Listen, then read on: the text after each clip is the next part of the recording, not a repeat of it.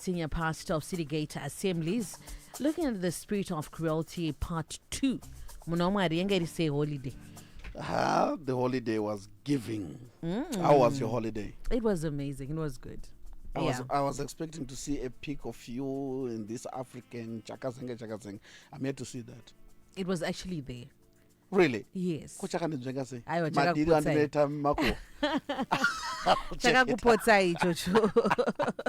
Yes. Spirit of cruelty part 2. We started this topic last week, and pane mhando dzeutsinye dzandakataura utsinye wakawanda hwekuti munhu anenge aine utsinye but achizama nepaanogona kusekerera, zama nepaanogona kuratidzika semunhu ane rudo. Ndikataura zvakare mhando imwe ye-cruelty yandakati ye-vengeance. Iyo ndiyo ndichatanga nayo ndichienda hangu to the next type of cruelty. Ndakataura pamusoro pa Levi and Simeon. Ndichiti nini vanhu ava vakatora opportunity yekubatwa chibharo kwadina to settle scores. Vakauraya a whole village, including cattle and any other creeping thing changa chiri ikoko. Zvakakonzera kuti kunyange baba vakavazvara, instead yekuzovaropafadza, he actually cursed them. Why? Because they had instruments of cruelty with them. But ukatarisa cruelty yavo yakamanifesta through vengeance. Ndopaunozoona kazhinji even vanhu vakadivorca. Unozoona nyaya dzakawanda dzakutaurwa. Unyatsoona kuti haisisiri nyaya yedivorce, inyaya yeutsinye. Utsinye hwake hwawana pekumanifestera. Saka mukunzi ane chiki kwake, ane hasha nekuda kwedivorce, ane kutaura kumwe kwaakuita kwekuti munotozoda kuziva kuti saka naimi vanhu ava since vakazvara vana pamwe chete, vana vavo pavanoyaruka, content iyi vakazoiona pasocial media, vanofungei pamusoro pamai vavo, vanofungei pamusoro pababa vavo, vanopfekenurana. Zvakanyanyisa wautsinye manje wawanda mukurwadziwa. Yes. Koita another type of cruelty and ndifambe nayo panapa. Tinaiwana kubhuku ya Matthew, Luke chapter number 15, verse number 27. The Bible says, your brother has come, he replied, and your father has killed the fattened calf because he has him back safe and sound. The older brother became angry and refused to go in. So his father went out and pleaded with him. But he answered his father, look, all these years I have been slaving for you and never disobeyed your orders. Yet you never gave me even a young goat so I could celebrate with my friends. But when this son of yours who has squandered your property with prostitutes comes home, you kill the fattened calf for him. So you see, pane utsinye unooneka pa chapter ya Prodigal Son. Utsinye wokutanga ndewe mwana wokutanga. Akati baba tongoti mafa. Utsinye wekuda kugara naka. There are people who enjoy seeing their rich relatives die so that they can inherit. Iwo uri kuunganidza pfuma kuti tienjoye tese, mumwe wako is contemplating on your death. Many people have been killed because of what they possessed. That's why most of the times when people get possessions, they end up hiding them. Akatenga mota anonyepa kuti ndiye kubasa kana ndiye shamwari, achitya kuti hama dzake dzinogona kumuuraira kuti vatore zvinhu izvozvo. So this young man did not actually kill his father physically. He killed him mentally. Akati, musoro mangu, you are a dead man. Can I have my portion? Atora portion yake, ndobva exercise another level of cruelty. He left the home. akasiya vanhu vanomuda, akasiya vanhu vakamira naye, akasiya vanhu vakaita sei naye, ndokubva aenda kunyika yakanzi iri kure. So there are people who are cruel, but you can't see it because they don't have anything yet. The moment they become employed, they try by all means to disconnect themselves from people who helped them rise. And you can't measure a person's humility. Asina chinhu atingazvioni. isai maresources apa muchaona kuti munhu uyu. Zvikwanisiro. Yes please. Saka mwana uyu haana kuona sekunge pfuma yake iri fit kuti asheye nehama dzake. Haana kuona kuti zviri fit kuti kunyange prosperity ane tunhu twake ongovakawo chitumba chake panext achidzoka achimubvunza vamwe kuti mamuka sei. Akasarudza kuenda kunogadzira an alliance with the strangers. So there are people vanozoti kana vasimuka, they blame vanhu vakavasimudza, and they use tumwe twezvinhu twakaitika mashure kuti ati that's why ndaakuzviitira life yangu ndega. They go away. Whenever they are good, they leave. But kuenda kwavo vanhu havagone kuzvinotisa kuti it is a measure of cruelty. Let me break this down in a more familiar way. I know you'll catch up with me soon. That's why you see kuti murume anotambura nevana vake nemudzimai wake achizama achidi, the moment yaanobata a fortune, munonzwa kuti akasiya mhuri yake akanotsvaga umwe musikana munyowani waari kugara naye kwakati, achiti mukadzi wake muroi, achiti mukadzi wake azodi. Ane mweya weutsinye wekuti haagone kuinjoya zvaawana nevanhu vakamira naye panguva yekuomerwa. Saka munogona kufunga kuti anoruchiwa kana anoda vakadzi. Haadi vakadzi, une utsinye. Ndavakadzi vanogona kutodiwa uri ipapo. Anogona kutochita munhu kutoti paanobuda achienda can do whatever they want and still come back to the same family. But mukazoona akuita kutotuta mitundu yake, akunostata life nevamwe vanyowani, anorwadziwa kusheya zvaainazvo nevanhu vakakuvara vachimubatsira. There are other people vaunofana kuona kuti munhu ane utsinye. Even when you are in a relationship with somebody, ukanzwa within 2, 3, 4, 5 months akushedzera kuti you are the most important person in my life, you must know that person is cruel. Because how much has she eaten from you for you to be considered the most important person in their life? And that yet this person who is telling you this is degreed. Somebody toiled to raise money for her for school. Akabatsirwa zvisingaite, but vanhu ivavo kungosangana newe chete 2 days, vanhu ivavo havasisiri important, iwe ndiwe waimportant. Saka chibva waziva kuti probability yekuti manje you won't be important is high. Akaona vanhu vanyowana anofarisa, anokasika kurabhisha zvakaitwa navamwe zviri right. Mushedzei mustudio mune mumubvunze music yao career yako yakasimuka sei, what happened kuti uzosvika paurapa? The grace of God. Vanhu vese vacho vanodefine the grace of God hava mention. Because Mwari anoshanda nevanhu. Kuine hama yakatengesa mota yayo ikamutengera mainstruments akati chiita zvauri kuti uruda kuita izvozvo. Hamumenshene kuti Mwari vakashandisa nhingi kana wanga wafunga grace of God kwacho. Wadi kuchitaura kuti ndakaona nyasha dzaMwari kuburikidza nasisi vangu vakaita zvakati kuti ndive ndiri pano nhasi. Vakandiendesa kukosi, vakandiitira zvakati. That's why I'm a doctor today. Anotaura zvenyasha dzaMwari. Zvanga zvakaoma asi Mwari anozongoona kuti angaite sei newe. Ano-edita out vanhu vakamubatsira. Why? They are cruel. Muchinzwa interview so munoshama muri mumba kuti ndiye uyu shuwa.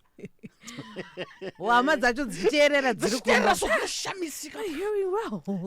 They will never give honor where honor is due. Because they are cruel. Right? Kozoita another level of cruelty. Yandazoverengesa pana. Uri kuona here kuti uyu aenda kuna akasara. Aiita zvese achiobey everything. Zvekuti baba vakatofunga kuti ndiye mwana chaiye. Cruelty yake never manifested until another person was favored. Pakazoitirwa nyasha mumwe, mwana akazotaura rafu kuna baba kuti I was slaving for you. Maindita muranda pano. Ko mwanangu, nezuro takatoita naye mangwana tikatoita good night. Tichiti tukuita zvinhu zvese ndezvedu tese. Why is it that today wakuona sekunge you have been a slave? Why have you remembered this guy? So kune vamwe vanhu vokuti munhu ari right kusvikira nyasha dzataridzwa mumwe munhu. Anonzwa kuti havadhiserve Anonzwa kuti mhanya. nemhaka yei muchirangarira munhu akadai. Saka uchaona kuti Ndiye otoita accuser of brethren. atova accuse of brethren. Aizvo. Pane kuti aone kuti okay, I was alone. At least my brother has come back to his senses. No. He was angry because of a God. Pato nepati. Imagine Murukita part, and he refused to go in. He said, I will not be a part of this. Why did you accept my brother back? You were supposed to send him back to wherever he's coming from. Why? Ini makamonditira chi. Haasi kuti mukomana uyo akaita zvakadai achakukwadzai futi. Ari kuti inini. Dai makaitira uyu makaitira inini. It's okay, it's fine. Zviro zviri fetacha zvakafanana. You see. Listen to me. Vazhinji vevanhu vaunofunga kuti vari right, utsinye hwavo huchasimuka pauchasimuka, ndopauchazodiscover. Do you know kuti a pastor chaichai akakokwa kunoparidza to an important event, there are people who pick maphones kunofona nhamba dziye dzakanzi fomodzi kutaura kuti nemhaka yei Gideon ari pa posta yenyu, ari kutsvagei pa, maizviziva here kuti akarambana nemukadzi? Munokanganisirwa chinhu chenyu nevanhu munenge muchingoisa kumaposta apa. And the person who is calling there is not a hidden, is a fellow pastor who is angry kuti somebody is mounting such a pulpit. Anonzwa kuti azviite. Imike zviriko. Utsinye ihwohwo. Atopedza kunoandoti nemutsa. But aine phone call yaaita inokuvadza vamwe. As long as others have been celebrated, hasha dzake dzinosimuka. Sei muri kuzviitira vanhu. Listen to me. Listen. Prodigal Son adzoka pamba. Pane mukomana munyoro. Mukomana munyoro obva arega kuva munyoro nekuti anga akarasika adzoka. Adzidziswa nhasi here kana kuti agara anga akadaro changa chisipo mukana wekuti aite utsinye. Yeah. Alright. Unozviziva here kuti Judas Iscariot akamborambidza Jesu kuenjoya perfume, achiti dai yapiwa kuvarombo. Bhaibheri rabva razvotaura kuti asi akanga asinei navarombo. There are people who can speak on behalf of the poor, not because they care about the poor, but because they are angry because someone else is benefiting. True. Kukaita pastor a collector offering, anonzi ari kudya mari yevanhu vasina mari. But munhu ari kudaro izvozvo ane $10 yemumwe yaari kumublutikira, ari kuti ndipo $10 yangu, iye ainayo haasi kumudzorera chikwereti chake, but aine vamwe vaari kuda kukorekta uko. Saka iye inhau yekuti haasi paplatform yekukuvadza zvakanyanya because haana mukana, but mukamupa ari worse. Unotori nezvinhu zvaunototukira vanhu iwewe, the very things that you do. It's not hypocrisy. You are cruel. I guess that's why the verse here, which is search me, search my heart to see if there is any wickedness. My God. Yeah. Wapedza. Kuti iwewe wacho chaiche unogona kusatozviziva kuti you are cruel. Unotozoshamisika. Watohopa nganga so uchida kuti munhu anyure. Zvinhu zvausinambobvira wakafunga. Saka munamato wako ndokutoti Mwari tsvakai pachiri mandiri chigare chabva. Muri kuzviziva here kuti David achida kunorovana naGoliath, munhu akatomuassista, or munhu akamuita interview ndiso, out of care akamuti, son, you can't fight this guy, he's been a warrior since he was young. David ndokuvhika mashoko iwayo, but since you want to fight him, this is my armor, protect yourself.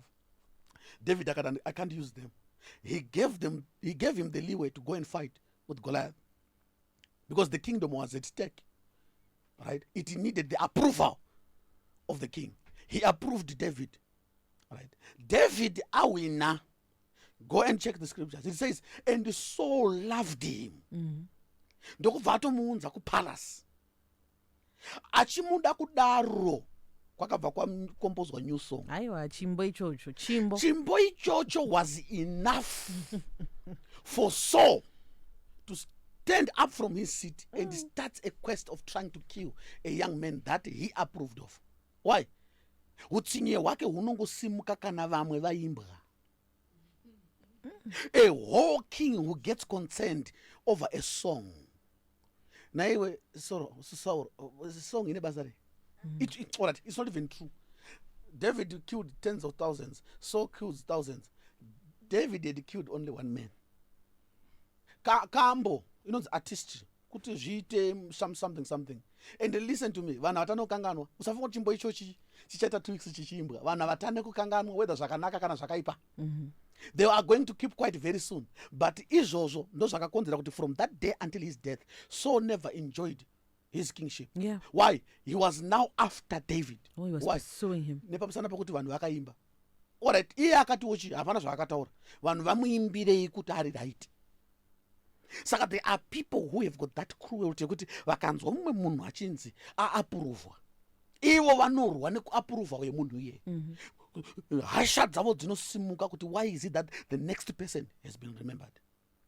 Saka zvimwe zvinhu zvamunoona mumasocial media vanhu vachitsikana havasi kutsikirana mafacts, vari kutsikirana vakabhesa